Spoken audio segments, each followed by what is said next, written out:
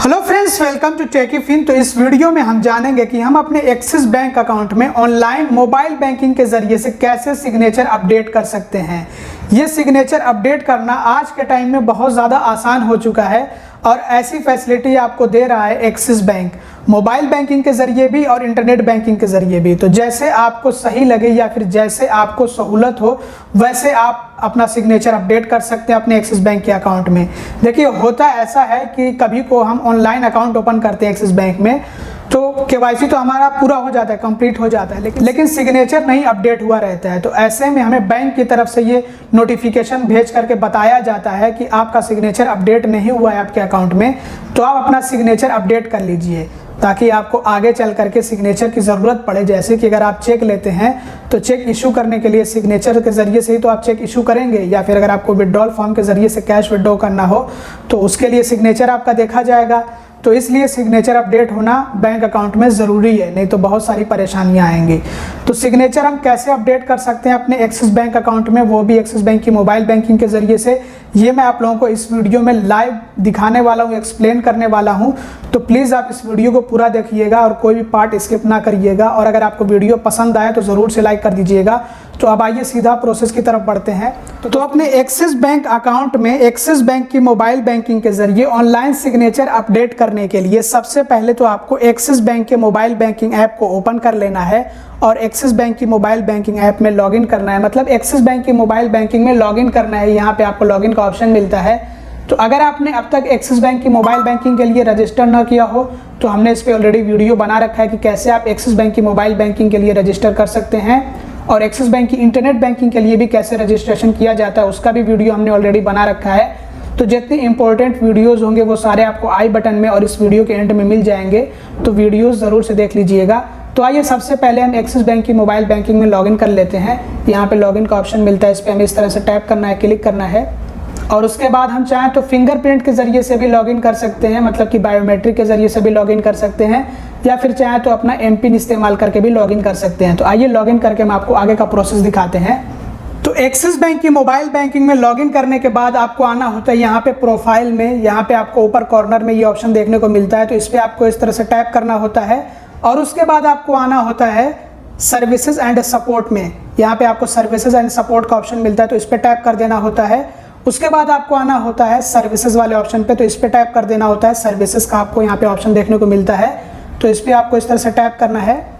अब इसके बाद आपको आना होता है अकाउंट्स वाले ऑप्शन पे और उसके बाद आपको आना होता है अपडेट सिग्नेचर वाले ऑप्शन पे और उसके बाद आपको प्रोसीड करना होता है। और यहाँ पे बताया गया होता है कि आपको एक ब्लैंक पेपर पे सिग्नेचर करना है और उस सिग्नेचर का फोटो आपको अपलोड करना है और आपको अपनी आइडेंटिटी वेरीफाई करनी है।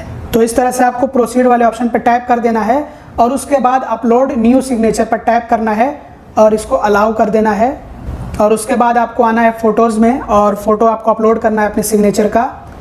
और यहाँ पे गाइडलाइंस बताई गई है डॉक्यूमेंट अपलोड करने के लिए कि कौन से फाइल फॉर्मेट सपोर्ट करेंगे। तो जेपीईजी और पीडीएफ फाइल फॉर्मेट ही सिर्फ सपोर्ट करेंगे। इसके अलावा डॉक्यूमेंट का साइज़ होना चाहिए है ज़्यादा से ज़्यादा 6 MB। इसके अलावा डॉक्यूमेंट आपका क्लियर और रीडेबल होना चाहिए है और आपको ये टर्म्स एंड कंडीशन को एक्सेप्ट कर लेना होता है। तो आइए हम सिग्नेचर अपना अपलोड करते हैं।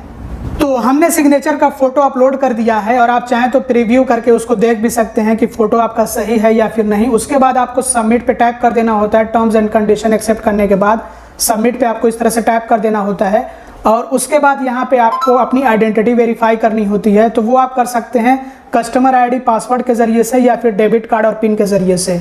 तो आइए हम अपनी आइडेंटिटी वेरीफाई करके इसको कंप्लीट करते हैं। तो हमने यहाँ पे कस्टमर आईडी और पासवर्ड का ऑप्शन चूज़ किया है। तो कस्टमर आईडी इंटर करेंगे और पासवर्ड इंटर करेंगे और उसके बाद प्रोसीड पर टैप कर देंगे, क्लिक कर देंगे और उसके बाद ये प्रोसेस कंप्लीट हो जाएगा। तो आइए इस प्रोसेस को हम फटाफट से कंप्लीट कर लेते हैं। तो हमने सारी डिटेल्स इंटर कर ली हैं। अब प्रोसीड पर हमें टैप करना होता है इस तरह से। तो ये आप जैसा कि देख सकते हैं, under process we have received your update signature request, the request will be reviewed and updated within 5 working days. तो सिग्नेचर अपडेट होने में 5 दिनों का टाइम लग सकता है और हमें रेफरेंस आईडी भी मिल गया है और आप चाहें तो अपनी रिक्वेस्ट को यहाँ से ट्रैक भी कर सकते हैं और आपको अपना रेफरेंस आईडी कॉपी करके रख लेना है ताकि बाद में आपको काम आ सके ट्रैकिंग में। तो यहाँ से ये इजीली कॉपी हो जाएगा, इस पर टैप करेंगे तो बस इस तरह से हम एक्सिस बैंक की मोबाइल बैंकिंग के जरिए अपने एक्सिस बैंक अकाउंट में ऑनलाइन सिग्नेचर अपडेट कर सकते हैं। उम्मीद करता हूं कि ये वीडियो आप लोगों के लिए हेल्पफुल और इन्फॉर्मेटिव रहा होगा। तो दोस्तों ये था प्रोसेस जिसकी मदद से हम अपने एक्सिस बैंक अकाउंट में ऑनलाइन सिग्नेचर अपडेट कर सकते हैं और इसके लिए हमें ब्रांच विजिट करने की ज़रूरत नहीं पड़ती है और इसमें लगभग बताया जाता है कि 5 वर्किंग डेज लगता है। तो उम्मीद करते हैं कि आपको अपने एक्सिस बैंक अकाउंट में सिग्नेचर अपडेट करने को लेकर के कोई दिक्कत नहीं आएगी और आप बहुत ही आसानी से और बहुत ही आराम से अपने एक्सिस बैंक अकाउंट में ऑनलाइन सिग्नेचर अपडेट कर ले जाएंगे। तो अगर आपके लिए ये वीडियो हेल्पफुल रहा हो तो प्लीज़ लाइक कर दीजिएगा और इस वीडियो को ज़्यादा से ज़्यादा शेयर करिएगा और इस चैनल को अब तक सब्सक्राइब ना किया हो तो सब्सक्राइब भी कर लीजिएगा। Thanks for watching. Bye bye.